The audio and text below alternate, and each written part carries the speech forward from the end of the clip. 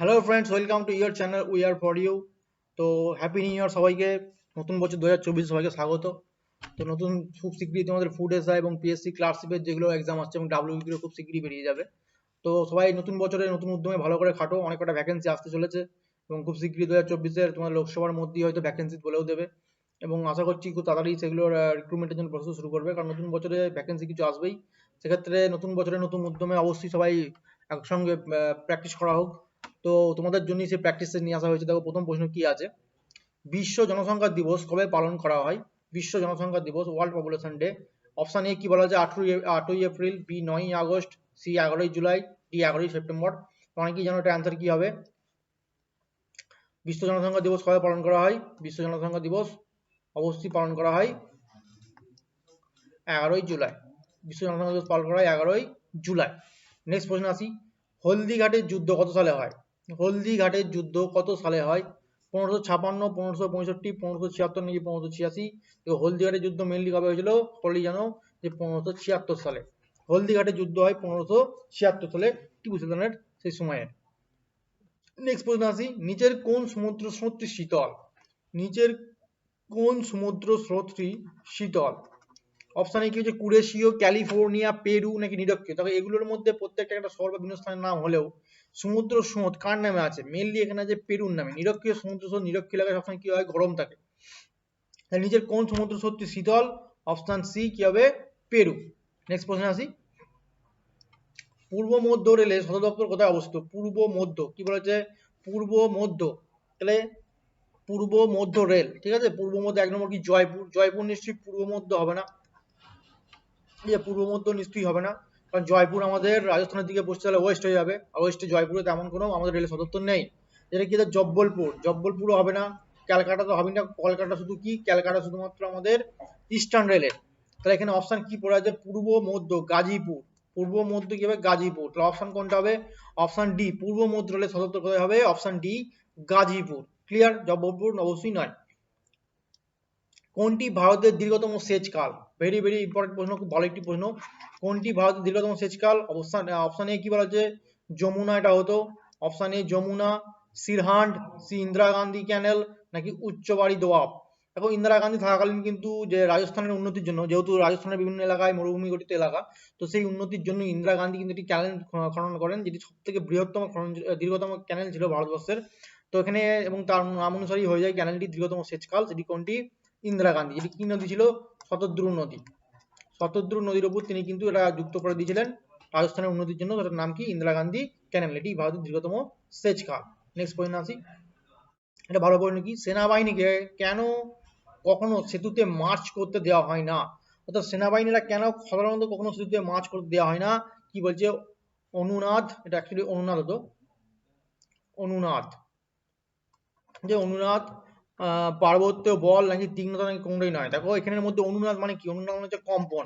তো যখন সেনাবাহিনী যাবে মার্চ করতে করতে পায়ের মাধ্যমে, থেকে একটা অনুনাদ বা কম্পন শুরু হয়, এর ফলে কিন্তু ব্রিজের ক্ষতি হতে পারে। এই জন্যই সাধারণত সেতুতে মার্চ করতে দেওয়া হয় না। তার অ্যান্সার কি আসবে, অবশ্যই অনুনাদ আসবে, অনুনাদ।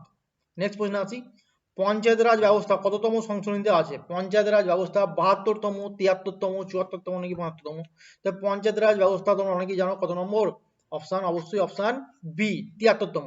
পঞ্চায়েত রাজ ব্যবস্থা কততম সংশোধনীতে আছে? 73তম সংশোধনীতে।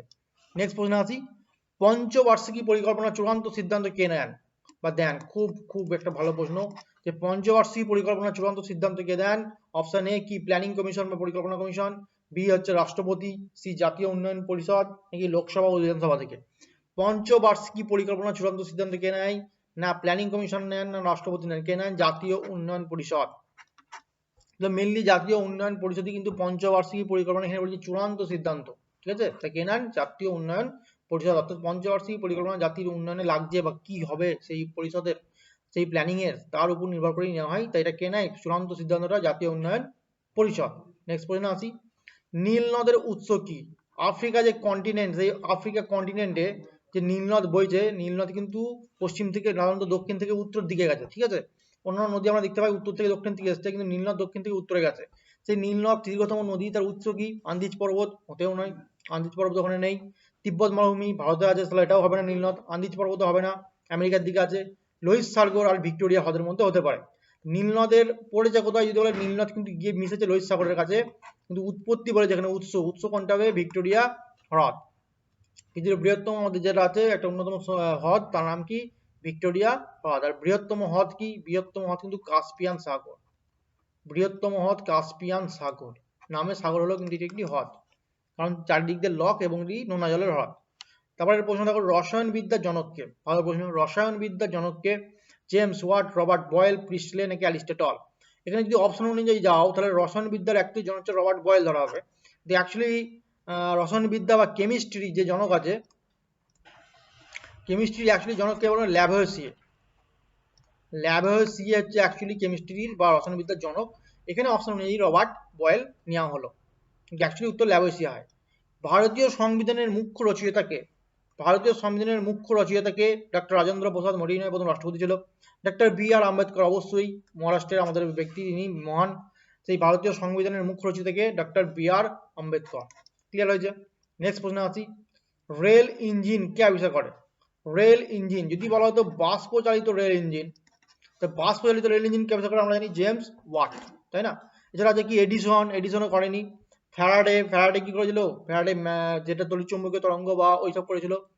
এছাড়া স্টিফেনসন, এডিসনও নয়, থমাস আলভা এডিসন করেনি। তো রেল ইঞ্জিনের মেন আবিষ্কর্তাকে বলতে পারি এখানে জর্জ স্টিফেনসন, তিনি কিন্তু সব থেকে আধুনিক রেল ইঞ্জিন আবিষ্কার করেন জর্জ স্টিফেনসন, সেটার কথাই বলা হয়েছে। যদি বলা হতো বাষ্প চালিত রেল ইঞ্জিন তাহলে হতো কিন্তু জেমস ওয়াট। পরেরটা প্রশ্ন আছি, পলাশির যুদ্ধ কবে হয়? পলাশির যুদ্ধ 13ই মার্চ 1957, সবকটা 1957, যেটা ভুল হয়েছে অ্যাকচুয়ালি, এটা কত হতো, সব 1757 হতো, 1757। পলাশির যুদ্ধ কত সালে হয়? 23শে মার্চ 1757, 23শে এপ্রিল 1757, 23শে মে 1757 নাকি 23শে জুন 1757? এটার উত্তর তোমরা কমেন্ট বক্সে জানাও যে এটার উত্তর কি হবে। যে পলাশির যুদ্ধ খুবই সোজা প্রশ্ন, অনেকেই জানো, এটার উত্তর কবে কি হবে আমার কমেন্ট বক্সে অবশ্যই জানাও। শ্রী চৈতন্যদেব গয়ায় কার কাছে গিয়ে দীক্ষা নেন? ভেরি একটা ইম্পর্টেন্ট প্রশ্ন। শ্রী চৈতন্যদেব গয়ায় কার কাছে গিয়ে দীক্ষা নেন? কেশব ভারতীর কাছে, কবিরের কাছে, পিতামহ যেটা ছিল ঈশ্বরপুরীর কাছে, না কেউ নন। তো শ্রী চৈতন্যদেব গয়ায় গিয়ে কিন্তু কার কাছে দীক্ষা নিয়েছিলেন? খুব বড় প্রশ্ন, ঈশ্বরপুরীর কাছে। শ্রী চৈতন্যদেব ঈশ্বরপুরীর কাছে গিয়ে কিন্তু দীক্ষা নেন। নেক্সট প্রশ্ন আসি, ম্যালেট শব্দটি কোন খেলার সঙ্গে যুক্ত? এই টাইপের প্রশ্নগুলো কিন্তু আসে।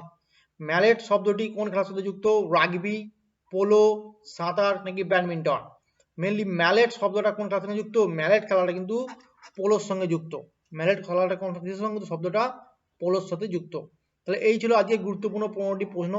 আশা করি এগুলো তোমাদের কাজে লাগবে এবং তোমাদের যে আপকামিং এক্সামগুলো রয়েছে সেক্ষেত্রেও কাজে লাগবে। তো এইভাবে চ্যানেলের সঙ্গে থাকো এবং অবশ্যই আরো বেশি করে শেয়ার এবং লাইক করো, এবং তোমাদের আরো কি দাবি দেওয়া সেগুলো অবশ্যই কমেন্ট সেকশনে আমাদের জানাও, এবং এইভাবে আমাদের সঙ্গে থাকো। সবাই ভালো থেকো, থ্যাংক ইউ।